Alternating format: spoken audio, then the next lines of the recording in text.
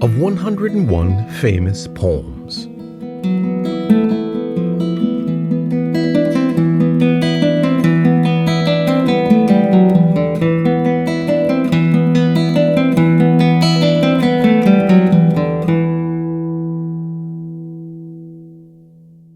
The Chambered Nautilus.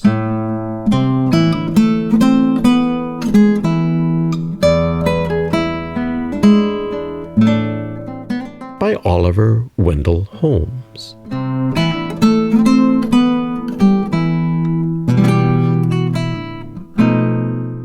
Spoken and with commentary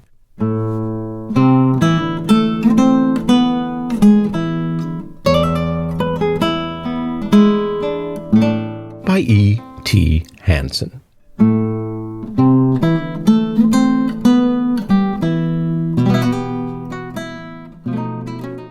This is the ship of pearl, which, poets feign, sails the unshadowed main, the venturous bark that flings on the sweet summer wind its purpled wings. In gulfs enchanted, where the siren sings, and coral reefs lie bare, where the cold sea maids rise to sun their streaming hair.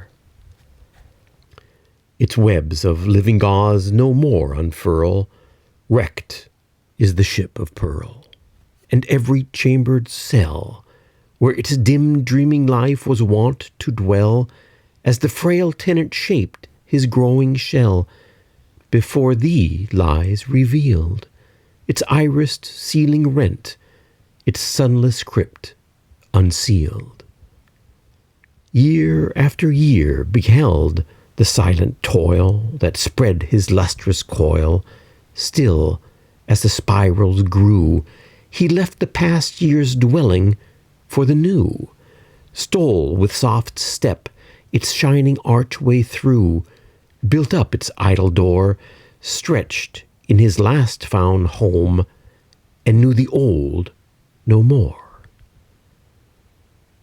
Thanks for the heavenly message brought by thee, child of the wandering sea, cast from her lap forlorn. From thy dead lips a clearer note is born than ever Triton blew from wreathed horn, while on mine ear it rings through the deep caves of thought. I hear a voice that sings. Build thee more stately mansions, O my soul, as the swift seasons roll. Leave thy low-vaulted past. Let each new temple, nobler than the last, shut thee from heaven with a dome more vast, till thou at length art free, leaving thine outgrown shell by life's unresting sea.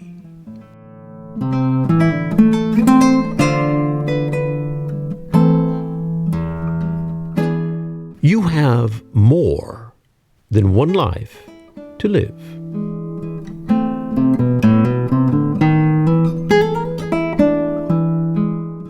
We often talk about having only one life to live, but it's not true.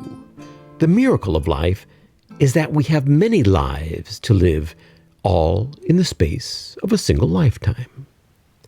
Shakespeare famously counted 7 ages of man in his play As You Like It. We start out as babies. That's a life we don't remember. Then we are children, completely dependent on family and focused on school. Then we are overcome by hormones and mutate into lovers and strive for independence. With a spouse and children, we discover responsibility to family and nation. Shakespeare mentions soldiers, but that phase incorporates any career from McDonald's employee to rocket scientist. As we grow older, we hold positions of authority as judges, managers, owners, leaders. Then we are old, enjoying the fruits of our labor and perhaps also the position of the wise older man or woman. The final phase is the return to the same frailty and helplessness we had when we were babies, the second infancy of old age. We tend to take these phases for granted. We think of them as variations of the same thing. It's just us getting older. But take a closer look. Each phase has very little to do with the next. In each new stage, you are a very different person, leading a very different life. It really is an entirely new life. Most of us decide what we want to do when we grow up at a fairly young age and spend the rest of our lives trying to succeed, or wishing we had tried harder. In high school or college, we dream of running our own business, of backpacking around the world, of becoming rich and famous. And as time goes by, we return to our old dreams again and again. We look in the mirror and ask ourselves, did I forget my goals? Did I lose track of who I am? Why am I not the man or woman I always wanted to be? We measure our current lives against the dreams and ideas of a former life. But why? Why should we, as fathers or mothers, have the same dreams we had when we were teenagers? We are completely different people now, people we could not have imagined becoming 10 or 20 years ago.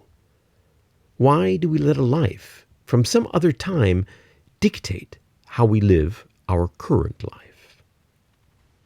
When we were kids, we wanted to be cops or baseball stars. Is that really what we want to be now? When we started our careers, we had certain goals. Now that we have reached them, or haven't, is it perhaps time to think of different goals? When we were young men and women, we lived for love and sex, but now that the children are out of the house, do we still have the same values? We are different from other creatures because we create our own lives. Animals, too, go through phases in life, kittendom, youth, motherhood, old age, but they do what their hormones and circumstances tell them to do. We are different. We are aware of change. We constantly question who we are and whether the life we live is the life we want to live. Of course, we don't start with a blank slate every time. We build every new life on the foundation of the life that preceded it. We can't go from account manager to astronaut at the age of 50. That's too bad, I guess, but there's also an advantage to that. Every phase is a foundation we can build on. When we go from high school to living on our own, we have a lot of energy and dreams, but no money and no experience. 20 years later, we lack youth, but we make up for that in experience. The idea that we live a half a dozen lives in our lifetime is exuberating. Just think of the freedom, as if we can stop being one person and start being another, just like that.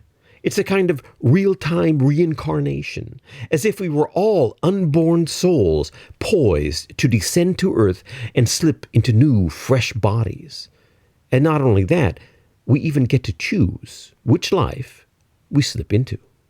When I look back on the lives I lived, I realize I didn't see them coming.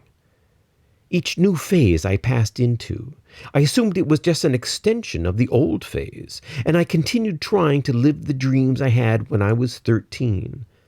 If I had known I was entering a whole new life, I would have lived differently. I would have taken advantage, enjoyed, taken pleasure in, derived excitement from the possibilities, from the freedom. I would have considered more options, not taken my old failures and needs and the expectations of others as seriously. Sure, I would still have been the same person, but with more intent, more choice, more consciousness of what I could be and what I want to be. And certainly with more excitement. But now I know, and I'm ready. As my next life arrives, I'm going to be in charge. And I hope you will be, too.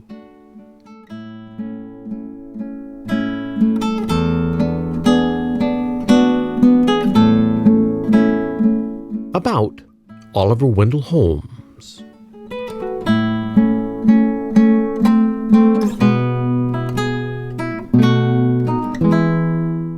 Oliver Wendell Holmes, 1809 to 1894, was an American physician, inventor, professor, and poet, and acclaimed as one of the best writers of his day. Born in Cambridge, Massachusetts, Holmes trained at medical schools in Paris and earned his doctorate at Harvard, where he later taught. He published several books of prose and poetry in his lifetime. His most famous poems include Old Ironsides, The Deacon's Masterpiece, and The Chambered Nautilus. His most famous prose work is The Autocrat of the Breakfast Table, a series of topical essays printed in the Atlantic Monthly, which he helped found and named. Despite his success as a writer, he never quit his day job as professor and medical reformer. He compared the intoxicating pleasure of authorship to a sickness. There is no form of lead poisoning which more rapidly and thoroughly pervades the blood and bones, he wrote.